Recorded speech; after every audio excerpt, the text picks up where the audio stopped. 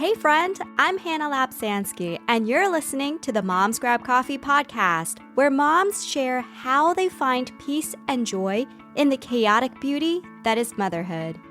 If you're stressed, overwhelmed, and exhausted, come join us to fill yourself up with hope and wisdom from moms who are in it too, and who will always point you back to Jesus. Hey, my lovely mama friend, how are you doing?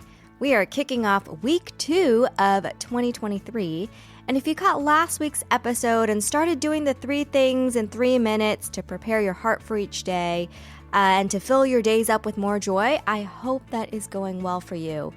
If you missed it, it is episode 42 from last week. It's a short one, and there's some really practical things you can do to just make sure that your heart is in the right posture before you dive into all of the many, many things that we need to do every single day as moms. So make sure to go check that out. Today, I am so excited and honored to have Lisa Robertson on the show. She is part of the Robertson family who came to fame from a show called Duck Dynasty back in 2012 to 2017. I believe it's still running, and they've had some spin-offs since then, but it was a reality TV show on the A&E network. Now, her and her husband, Al, travel all around the country to spread the message of Christ and to share their testimony. And that testimony is incredibly powerful. And she's actually written a book with Miss Kay Robertson to talk about how we transform the painful and hard circumstances in our life, and even the hard decisions that we might have made that are regretful, into a powerful roar that not only uplifts and continues healing our pain, but also impacts others. So Lisa will share what a roar actually means, what does that even look like in the context of her own story, and it's a pretty heavy one. She's gone through an abortion as a teenager. She's gone through an affair in her marriage, child sexual abuse.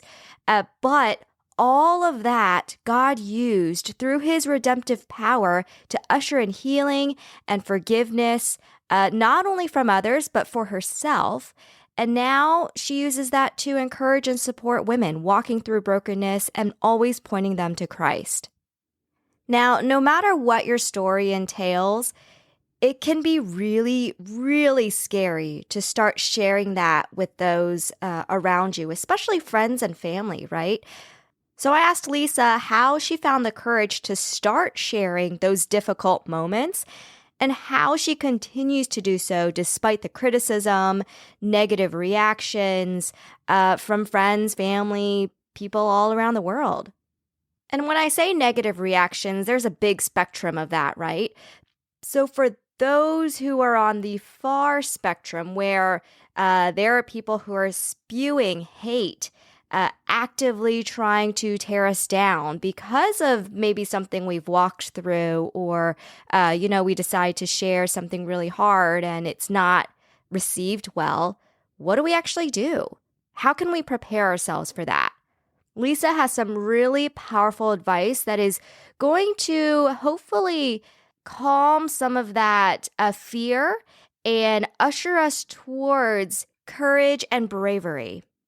So last note before we get into this episode, we are going to dig a little deeper into Lisa's abortion testimony. This podcast is all about loving each other and supporting each other through the hard. If you've had one, you are only going to find love for you in this episode. You're only going to find grace, and there are going to be some specific steps that Lisa will share to help heal you from the trauma you might be carrying. If you know someone who's had an abortion and who may or may not be struggling, share this episode with them, because maybe at the very least, they'll find that some of the trauma that they're feeling is not unusual and they're not alone in that. And at the very most, maybe they'll start asking Christ to heal them. All right, my friends, so let's get into it and get ready to roar. It is my pleasure to welcome Lisa Robertson.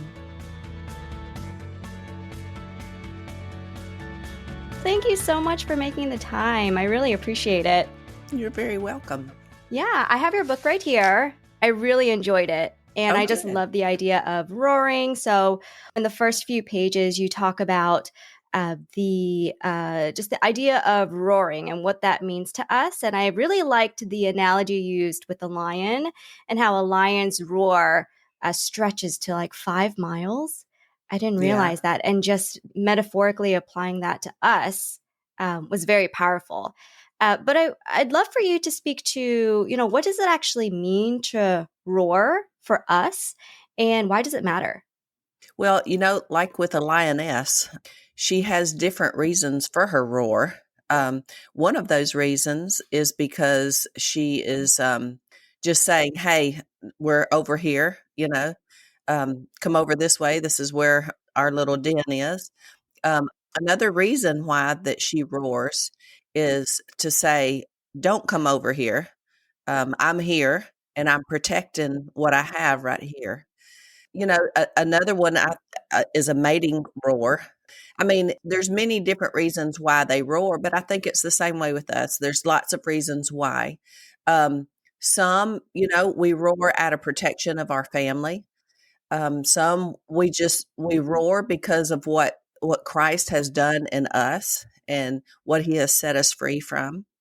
And then, sometimes we roar to allow other people into our family. It's just like, hey, we're over here and we would love to have you join us, you know? So it's just, we have different reasons why. The idea of the roar, someone came up with that name and we loved it, Sister Roar, whenever we were talking about the book. And so that came out and we were like, that's great because, sometimes your roars are loud and sometimes they're not, sometimes they're substantial as to say they're all consuming, you know? And whenever we are moms, I'll give you an example. One of those ways of a roar that, just happened recently was with the pandemic. All the moms helping to teach, because we were teaching in the house. And so they were seeing what their kids are learning and how they're being taught. And a lot of those moms did not like what they saw. And so for them, they got involved. And that was their roar. They're like, no, this is not what you're going to teach my children. This is not good for them. This is not age appropriate. This is not something that they should be learning in school. And so that's one of the ways sometimes that we roar because it sounded like a roar when they went to, the different meetings, the school board meetings and things like that. But that was protection. That was their protective roar. And they wanted people to know these are my children and you cannot teach them these things in school. And so we always have a different kind of roar in everything that we do. But I think it's important that we have a roar, you know? It's important that we have a voice, and a voice in our family, a voice in our church, a voice in our ministry, but we need to have a roar and we need to have a purpose for that roar. Hmm. Yeah, I love the idea that there are so many different kinds of roars and they all serve a purpose. The idea of a protective roar versus a kind of a nurturing community kind of Right. roar is not something I've really thought about in this context before, and I think that's really interesting. Yeah. Lisa, shifting to your story here, I think you have a lot of roars when it comes to the redemptive power of the Lord. Right. And so I'd love for you to share, some of the hardest things you've been through and how those have become your roars. Well, when we talk about in the book, we talk about the reason why a lot of people have a roar is because it's usually something that they're very passionate about. And, family is one of those, but also I'm very passionate about pro life. One of those reasons being is because at 16, I had an abortion. And I know firsthand what that does to a girl. I was just a girl then. So I know what that does to a girl. But then I know also what it does as she grows into womanhood and then into motherhood. And then, the being a wife. So I know how that affects you. And it's negative. It's not it's not a positive thing that we're doing. Because, even though we take that child out of our body, we were still a mother, you know? And so that never leaves us, and that feeling never leaves us. So that's one of the reasons that I'm very passionate about pro-life, is just because I'm firsthand. I know exactly how that affects you. Now, somebody might say, yeah, but that doesn't affect everybody the same. And true, maybe it doesn't. I really cannot understand how it could not affect everyone the same way, but still the same. That's why we have so much recovery going on out there with post-abortive women, And I have a friend, Victoria, who says, I don't have enough time to counsel all the women that I'm getting calls from that need post-abortive care. And so, that's one of those things that I roar about. But also, I'll tell you another one that I roar about is marriage. And that's because 15 years into my marriage, I had an affair. And it was never about my husband. It was about the darkness that was inside of me. And I think part of that is things that happened throughout my life. Again, I will never make excuses for what I did, because it was not right. It was wrong. And no matter what happened to me, that never should have been part of my life.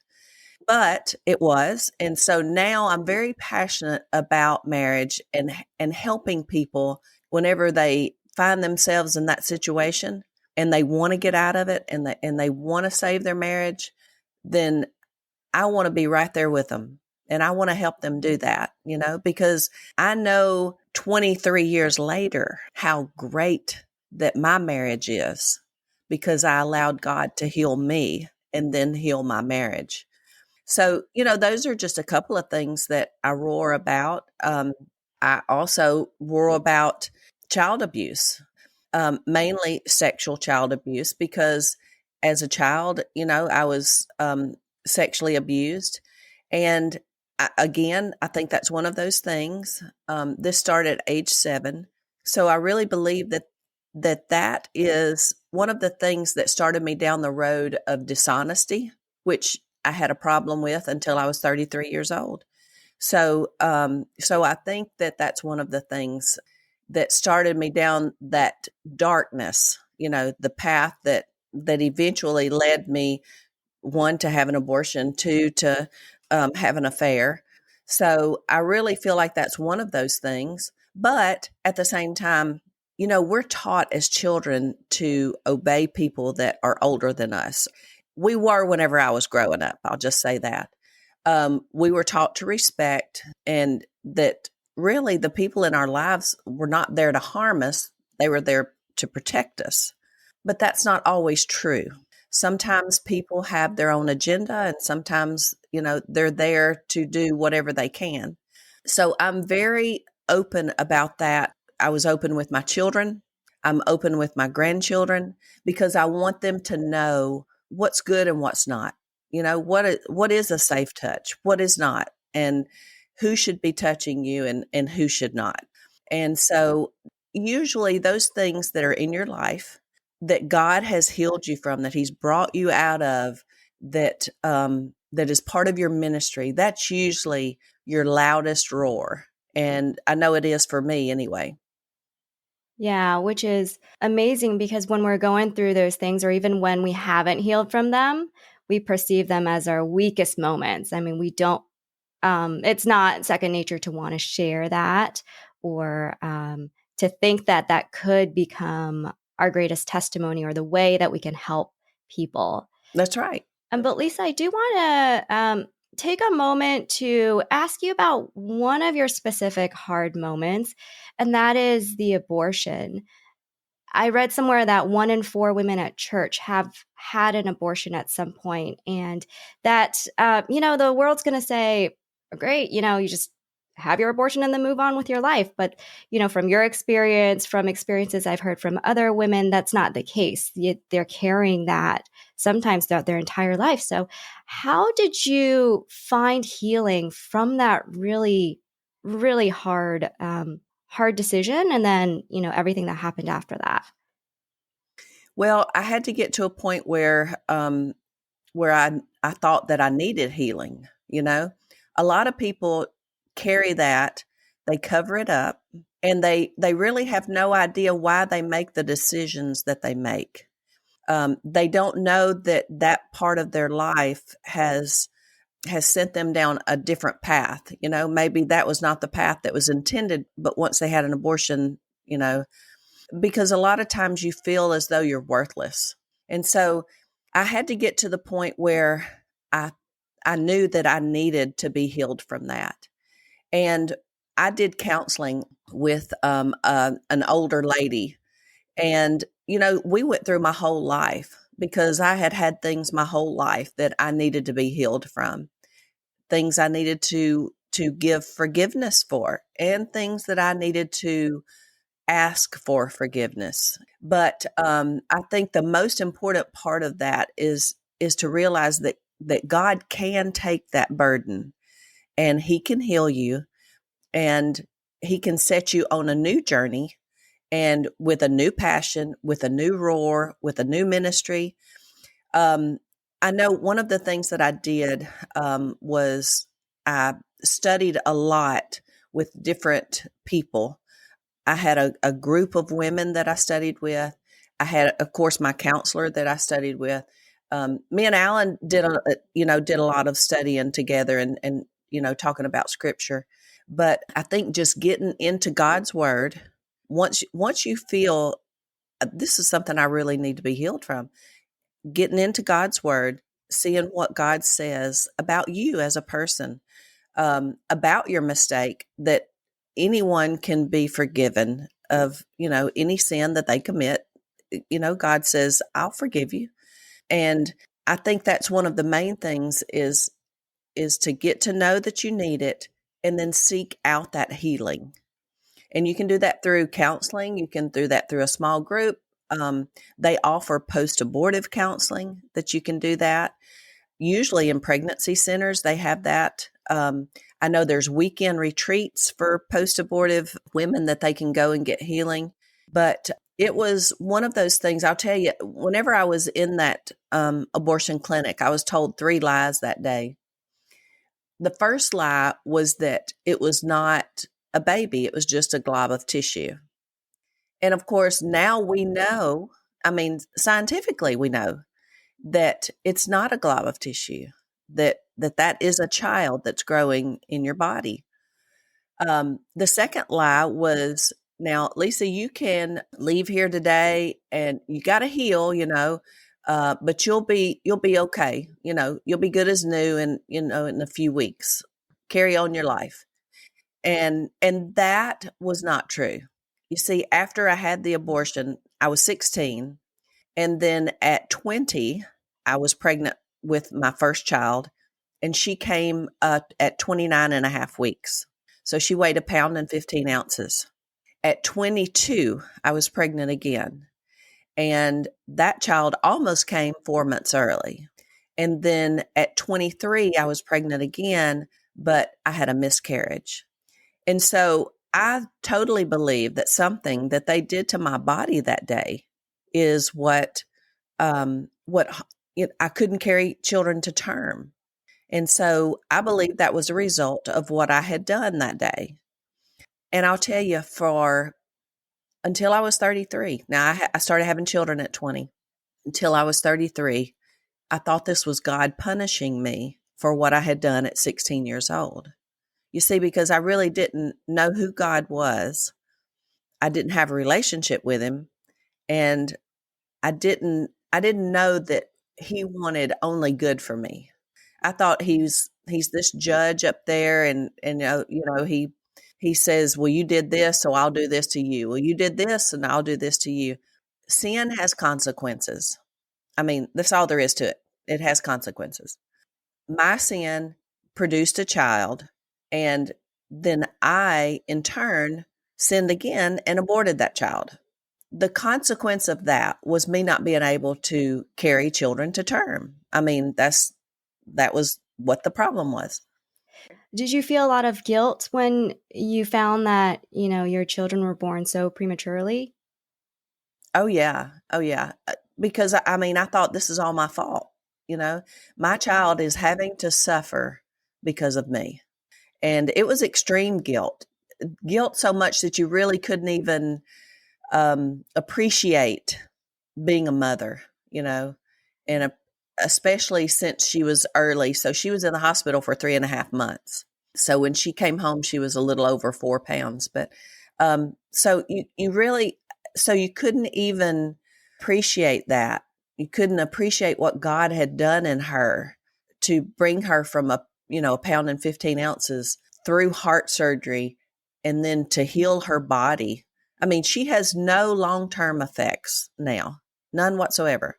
She's had 3 children that are 8.5 and 9 pounds. I mean, it's amazing what God did in her. But I couldn't appreciate that for the longest time because of the guilt. That's one of those things whenever you have an abortion, they don't tell you, oh, and by the way, down the road, you're going to suffer with guilt and shame and regret. I mean, that's not one of the things that they tell you. So that's why I speak out, because I want people to know, look, everybody has a choice. You are so right. You have a choice. If you're in a state where it's still legal, then you have a choice.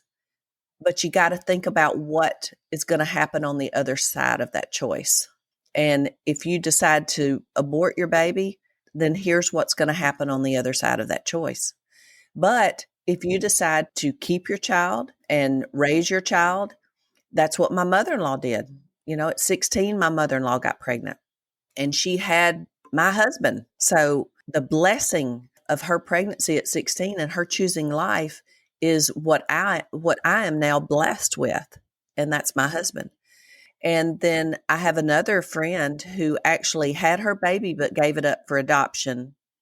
And then after that child was 18 years old, she met the child and they now have a relationship. And he has a relationship with his sisters.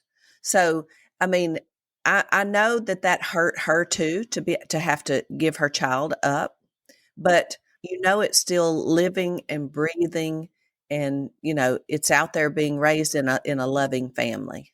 And then she got to meet that child. It's just, you got to think about what's on the other side of that. But I know at 16, when you are 14 or 13, when you are scared to death, whenever you're faced with an unplanned pregnancy, I know that that's not what people's first thought is. But that's why I'm speaking, is because I want you to step back for just a minute and think about, in the years ahead of you, what's going to happen, and the guilt that you're going to, have to carry. And that's that third lie. The third lie was, you can leave here and don't ever even think of this decision that you don't even think of today ever again. And for me, that's been 40 years. And I have probably thought of that day every day since then. Now I think of it as a healed woman. So now I think of it as that was a terrible day, but God has healed me. He's given me a voice. He's given me a roar for me to speak out and to do ministry and to help other women. And sometimes that's what happens, Sometimes our sin produces a ministry. So to me, that's what Christ has given me is a ministry. Yeah, I think that's beautiful. The fact that God can use our worst moments and turn it for good to bless other people. I think that is such a testament of God's redemptive power. So Right. Lisa, at what point did those hard things turn into roars? I would say probably around, so I was 16 when I had the abortion. I was 33 when I had the affair. And so that's whenever I began to go through counseling, was then. And so I would say probably about the age of 35, I decided this is going to be part of my story. And this is going to be something that I'm going to put out there, but not for somebody to say, "Oh, poor thing." I don't want that at all. I don't want anybody's sympathy. I want people to say, "Wow, God did that. He can do that in my life," And so I would say probably about 35. So, that was 19 years after I'd had an abortion and 2 years after I'd had an affair. So um, God had to heal me first. And as He began to heal, and I'll tell you this, every time I share my story, every time I talk to someone or speak somewhere and I share my story, God heals me a little bit more each time. I'm always eager to tell my story and to talk to people because I want that complete and total healing. And that comes a little bit each time that I share. Wow. That's awesome. And it can be really hard to share your stories. It can. Where do you get the courage to do it? Well, I think that for myself, I'll just speak for myself. I think whenever you have been down that road and you have really looked at and realized your sin and realized what God has saved you from and what He has redeemed you from, I don't know how you can hold it in. And I'll hear people say, "Oh, you're so courageous. You're so courageous." And I'm just like, "You know what? God did this for me. This was not me. This was all God." But I think um, whenever you realize what you did, whenever that realization comes upon you and you're like, how could I have done that? How could I have been that person? And then you think, but God loves me anyway. I mean, He wants to forgive me and He wants to give me great things in my life. How can I not tell my story? But people will say too, oh, well, people won't, if I told my story, people wouldn't respect me. But I mean, to me, I don't think that's right because people always, I mean, just from what they tell me, that's so courageous for you to be able to tell your story. And I think whenever you tell your story and you talk about what Christ has done, how your life has been changed, how you have been redeemed, when you tell His story and it is your story about the redemption, people can't, I don't understand how anybody could say, well, that's not, how could you respect somebody like that? I mean, to me, that's the ultimate respect is to put your sin out there, allow God to heal you from it, and then say, look what God has done. I mean, this is amazing. He can do this for anybody. Yeah. And that point of healing, uh, did that feel like did you feel like what did that feel like when you healed and you made the decision, you know what, people need to hear my story? Well, it feels great. And especially whenever I tell it and like we'll be speaking and my husband, is usually up there on the stage with me. Well, not all the time, but some of the time. And he looks out there and he says, I look out there in the eyes of those people and I can tell, who has been where you are or who is still where you were. And whenever you finish talking and people come up and they say, my story is your story and you're able to help them to begin that healing process because they'll say, I'm giving it to God now. Your story is my story and I'm fixing to start telling people. I had one lady tell me, she said, I have never told my story, but my husband is the pastor of a large church and the people in my church need to hear my story because a lot of them are having the same struggles that I had. And she said, they need to know that I've had those struggles, that God has healed me from them and what He's done in my life. And, whenever you hear something like that, then every time I'm like, thank you, Lord. I know that was from you. I know that was just a little glimpse of you saying, this is how your story changes other people's lives. And so it's very heartwarming. It's very redemptive, because I can feel that Christ is working and He's working in the lives of those people that I'm talking to. Mm-hmm. Yes. Yes. And the fact that you're glorifying God for that as well, I'm sure that creates more healing for you, rather Right. than kind of glorifying yourself and saying, yep, I made it. I did it. It's all about me. Yeah. Now, as you share your story, I'm sure there are people who don't embrace it as much, whether you know them or not. I don't remember. I think it was several years ago where the media wrote a story about you and how abortion and broken marriage and all of that in order to Yeah. kind of shock the world, right? So, as you come across negative reactions, whether they are friends, family, or strangers, how do you deal with that and continue to forge down this path of glorifying God through your testimony as opposed to kind of shrinking back and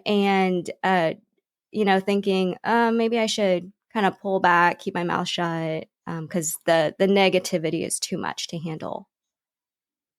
Well, one thing is, whenever we write things, I don't read reviews. You know, if somebody sends me a review and it's good, then great. But I don't go online and start looking around and, trying to find reviews on books or anything like that. And, then another thing is, whenever somebody is negative towards me, it usually makes me think, what are they hiding from? What is it in their life that they are so afraid to let God heal them from? Or for people to, what are they so afraid of that they're thinking that they don't want people to find out about this? People won't like them. People won't be friends with them. I mean, all of those, and those are all tactics from the evil one. That's what he wants you to think. He wants you to sit back and go, you know what? People aren't going to respect you. They're not going to like you. They're not going to want you in their family. They're not going to be friends with you. And that's all lies. So, whenever somebody is negative towards me, I just try to think, Lord, whatever it is, whatever is in their life that they're hiding from, that they're running from, please bring it to the surface and heal them and help them to be redeemed just like I am. Because I don't want to shrink back. I want people to know what Christ has done in my life. But, whenever you're doing something pro-life and you're out there and there's really a big group of hateful people, that are saying hateful things, it's hard. That's very hard. And, sometimes I'm just like, oh, and I want to pull back into myself. But I have a story, and maybe my story is not your story. Maybe you are not affected in the same way. Maybe you don't even believe in the same God that I believe in, but it's still my story. It's still my experience. And that's one of the things with the abortion. People cannot tell you that you didn't experience something whenever you did experience it. So they can't say, oh, well, that's not true. No, it is true because I experienced it. So, I think you just pray for your enemies, pray for those who are out there who are, right now I think about, the abortion and some places, it being legal up until the day the child is born. I mean, it just breaks my heart. But I think so much of that, and I'm talking about lawmakers, I'm talking about people who are out there that are in opposition of the pro-life people. So much of that, I think, is guilt. And I think that there's so much guilt in their life that if they ever truly looked at what Roe versus Wade produced, which was over 60 million deaths of babies, if they ever truly looked at that, they would be like, what have I done? What have I been on the side of? And that's hard for people to do. It's hard for people to think that, well, for all these years I've done this, I've felt this way and I've lived this way. But I will say this, we can change our minds, we can change our hearts, and Christ can enter us and redeem us at any point in our life. And it does not matter what we've done, does not matter what we've backed, what different thing that, we've said was okay. He can come into our life and change that part of our life anytime we allow him to. And so we can be redeemed at any point. No one is ever past the point of God being able to redeem them. All they have to do is allow him to do it. Yeah, I think those are really powerful words. And I want to reiterate one thing you said. When people are negative towards you, or they're spewing hate, or they're trying to attack you, the fact that you're giving that to God and loving them through that as well, and saying, hey, heal them from whatever they're struggling with, as opposed to taking that in and letting that grow roots inside of you, I think is Right. really powerful advice. We don't have to accept that. We can give that to God and also pray for them in the meantime, which is very, it's counterintuitive to what we see in the world and what the world tells us to do. So I think Right. that's really powerful advice. Well, you don't have to retaliate when someone spews hate towards you, My retaliation towards someone like that is to pray for them and just say, God, there's something there. And, if you can, please work on them, bring it to the forefront, help them to understand that they need healing from that. In James, it says that when we confess our sins one to another, that's when the healing begins. That's when, do it so that the Lord can heal you.